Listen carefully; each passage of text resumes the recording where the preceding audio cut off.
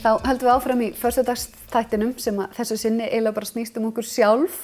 Við erum svo ánægð með okkur í dag. Það vetrarhátíð N4 í gangi og við erum svona að kynna það sem við höfum verið að gera og framundan. Þannig við tökum okkur það besta leyfi að vera svolítið sjálfmiðuð í dag.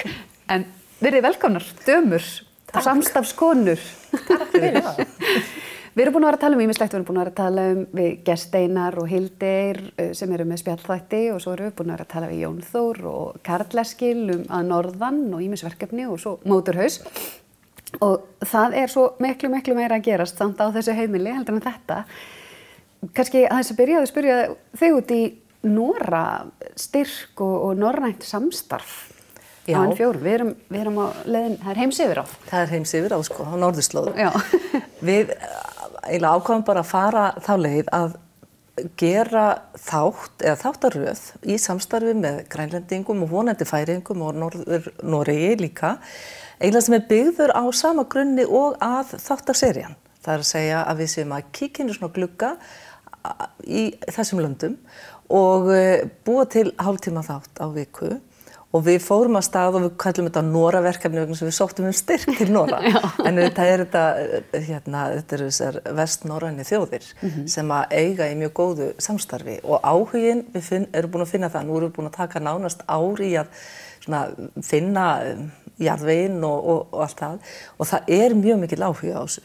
Og þetta í raun og veru að enda núna í því að við ætlum að fara í samstarf með grænlendingum, grænlenska sjónvarpinu, KNR og byrjaði að gera nokkra þætti með þeim sem að gengur þótt á. Við erum að koma með 2 innslög frá Íslandi og þeir með 2 og við setjum hann saman hérna á N4 og sýnum hann og svo hann sýndur líka á sama tíma í Grænlandi. Þannig að það í raun og veru verkefni sem við erum búin að vera að brasa við að setja saman og með smá styrk frá Nora. Og það verið að horfa til síðan Færeyja og Norður-Noregs. Já, að sjálfsögðu. Það bara, allt hefur sinn tíma í þessu lífi og einhvern veginn var mestur áhuginn og þeir voru komnir lengst í að hugsa þetta í Grænlandi og þá bara stukkum við á þann bát. Og það grænlenska ríkissjónvarpið. Já, þeir eru búin að koma hingað og heimsækja okkur og það var svo gaman að finna þennan hljómgrunn og þeir voru svo áhugasamir og eru svo áhugasamir þetta. Og ég man ekki hvað nágrannar á norðurslóðum heitir á grænlensku, en það svona mjög flott. Útama kikimaki. Það eitthvað svoleiðis, sko, mín námi Kuldani. En við vorum einmitt að ræða, við ætlum að texta alla þættina, þá yfir á grænlensku íslenskuna og svo öfugt á íslensku grænlenskuna. En þetta var svolítið meira en að segja það með grænlenskuna. Það það. Málið það að textarnir orðin svo rosalega löng að þau kæmist aldrei fyrir, sko, það ekki hægt. Þannig að það verður eiginlega, eins og við köllum að dubba okkur, en við munum þýða yfir grænlenskunni. Þannig að þegar þú ert að tala í grænlenska ríkissjónvarpinu, þá verður einhver grænlensk kona að tala fyrir þig? Já, það verður þannig. Ég mjög spennt. Ég líka, það verður rosalega gaman. Það annað verkefni sem í undirbúningi og svona á fyrstu sporunum. Við vorum nú alveg hikandi hvort við ættum að vera að ræða þetta, en enga síður. Við erum svo spennt fyrir þessu. Og það að fara út í út í sjónvarpsþáttagerð og fyrir og með ungu fólki. Þú ætlar að ritstýra þeim þætti. Í bara svona fyrstu hugmyndirnar, hverjar eru þær? Já, fyrstu hugmyndirnar eru kannski helst að vinna þátt sem að ungt fólk hefur áhuga á og áhuginn sprettur kannski af því sem að fólk forvitið og þá viljum við svolítið svara spurningum sem að krakkar eru hræddir við að spyrja kannski og bara svona sýna þeim eða bara gera það sem okkur finnst skemmtilegt. Við náttúrulega erum ungar sem erum að vinna þáttinn og höldum við séum svona frekar venjulegar ungar þannig að þeir sem eru ungir líka hafi áhuga á því sem við höfum áhuga. Þannig að, já, það verður bara, kennir ýmis að grasa bara allt ungt fólk. Og hvernig, getur þú nefnt eitthvað dæmi það sem þú hefur verið að láta þetta í hug? Já. Það búið að hlæja allavega mikið þegar það að pæla í einhverju, heyri ég.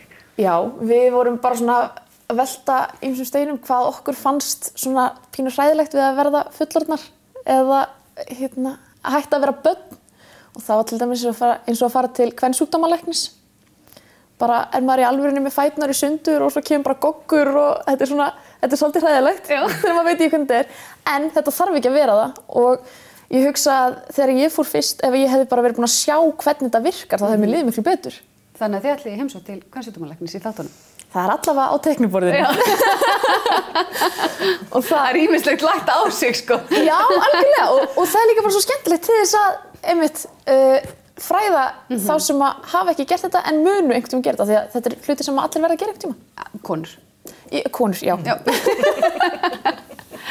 En það eru fleiri þættir, það er þáttaröð sem heitir Praktískt og Hvað segja bændur? Já, ef við byrjum á Hvað segja bændur, að þá eru þeir, þetta voru 10 þættir og við erum að ljúka þeim í sýningu núna í lok nóvember.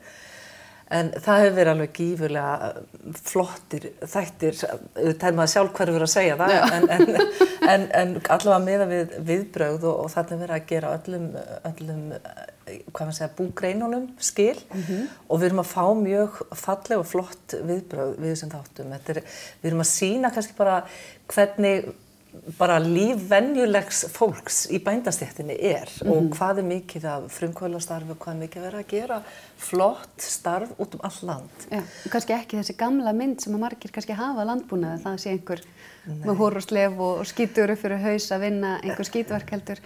Kannski mikið orðið bara mjög tæknivædd fyrirtæki sem að búin eru. Já, þetta er það. Og þetta er mjög fræðandi en á sama tíma er þetta skemmtilegir þættir og upplýsandi og við erum að taka fyrir allt landi, það er verið að sýna, eins og ég sagði, alla búgreinar, það er verið að tala við ungt fólk og hérna, það er öllu blandað saman þannig að við erum allavega mjög stolt af þessum þáttum.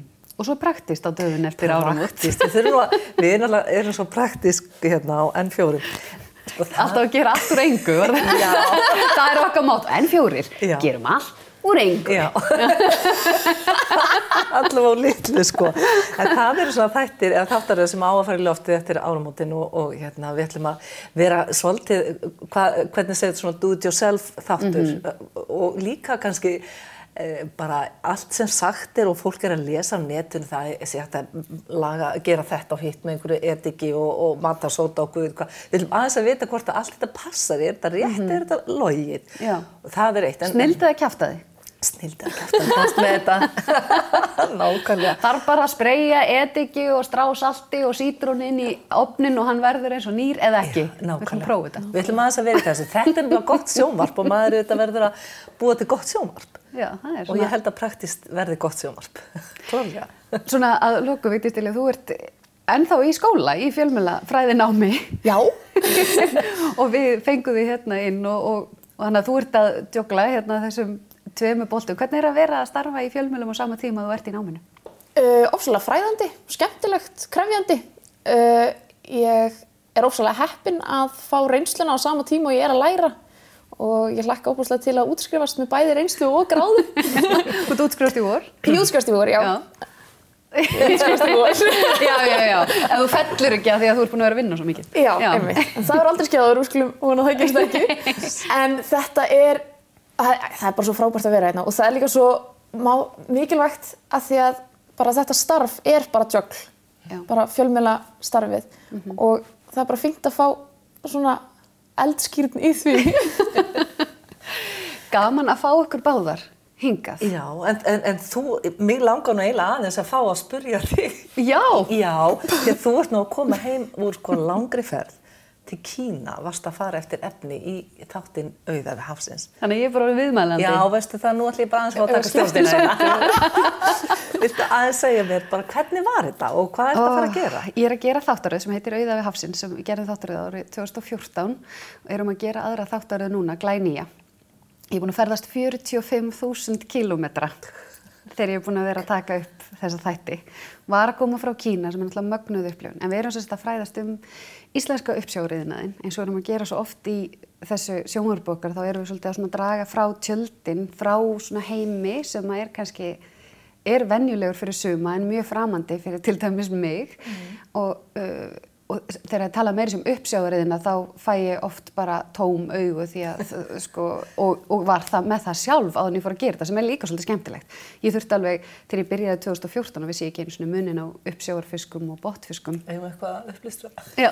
Nei, við vitum alveg hvað þetta er. En uppsjávarfiskar eru sem sagt síld, loðna, makríll og kolmunni og það stóru munurinn að, nú er ég sko, ég er mikill fræðamaður, er kannski að botnfiskurinn eins og þorskur og ýsa er svolítið kjurr á sínum stað á meðan að uppsjávarfiskarnir koma og ferðast inn í lögsögunni og út úr henni aftur sem þýðir að það eru svona vertjar, þannig að miklu meiri hamagangur í uppsjávarbrandsanum heldur en í botnfiskunum og við erum sérst að fylgja honum bara frá auðlindinni, við erum að tala hafið sjálft og umhverfismál í hafinu og breytingar á hitastigi og á breytingar á tegundum, yfir í veiðarnar sjálfar, fræðast trollin og lífið borð og vélarnar, yfir í vinnslurnar sjálfar, þar sem að ég hef komist að því að kæling er bara aðalmálið, ég held að það væri ótrúlega einfalt en það er nú algjör galdur, förum við til Færeyja þar sem að er verið að nota íslenska aðferð yfir kælingu í uppsjávarfrystihúsum 2 í Færeyjum. Og svo förum við í þennan heim sem er kannski sá ósýnilegasta af þessu fyrir okkur Íslendinga sem eru þeir sem kaupa fiskinn. Hverju kaupa hann? Af hverju kaupa þeir hann? Í hvað nota þeir hann? Hvernig borðar hann? Og ég er búin að smakka sjúklega mikið af síld og loðnu og makríl og í ýmsum umbúðum og hlakka alveg rosalega mikið til að sýna Íslendingum í rauninni bara þetta ferli og því að við kaupum ekki bara makríl út í fiskbúð hér, sem er eiginlega ótrúlegt. Sem er ótrúlegt. Er þetta góður fiskur? Hann er misjafnlega góður. Ég smakkaði hann, það var best þegar við fórum í verksmiðju sem að, vorum ekki, við fórum einu sinni við landamæri Norður Kóreu, þar var verið að flaka, skera loðnu sem er svona pínu lítil með höndunum, fleti hana í sundur og taka beingarðin, örugglega skelfilegasta jobb í heimi. En svo var í makrílverksmiðja sem við fórum í sem að hún var bæði með þetta í svona alls konar legi, en svo var svona risastórt grill, þar sem þetta var sett í eitthvað svona sojasósulög og smá sykur sem er gott fyrir okkur Evrópubúana og inn í grillið og ég smakkaði hann alveg bara heitan beint af grillinu og hann var alveg delicious. Já. En það voru ekki allar útgáfur alveg bragðgóðar, ég skal viðurkenna það. Þetta er smekkumann á mismunandi. Já, og gæðin. Já. Og líka bara sem maður er vanur, hann ætlar ekki matarhefðir á Íslandi fyrir einmitt þessu. Nei, en sem er ótrúlegt því að þetta er risastór útflutningsgrein hér og Kínverjar til dæmis og líka ég fór til Hvíta-Rússlands sem var rosalega upplifun, Póllands og Kína og allsstaðar var fólk eiginlega mest hissa á því. Það voru allir vissir að við værum ofboðslega mikil fiskneyslu þjóð. Já. Og við bara borðum fisk í hvert mál. En þau, sko, hakan á þeim datt í gólfið þegar ég sagði frá því að ég hefði aldrei smakkað makríl fyrir en ég fór til Hvíta-Rússlands og ég þurfti að fara til Kína til að smakka íslenska loðnu í fyrsta skipti. Já, þetta er merkilegt. Og þetta verður meðal annars efnis í þættinum og þáttunum. Hvað ætlar að hafa það marga? Ertu búin að ákveða? 8. Já, þá kallar hann kemur í ljós. Já. Heyrðu, gaman að þessu, gaman að tvistinu. Já, mjög skemmtilegt. Það er svona þegar það eru 2 konur að stýra fyrirtæki. Þá virkar það svona. Já, það verður að gera það. Þá takk fyrir spjallið og takk fyrir að fá mig í spjall. Já, takk að kærlega fyrir að koma. Og við höldum áfram í höstarstættinum eftir augnablik.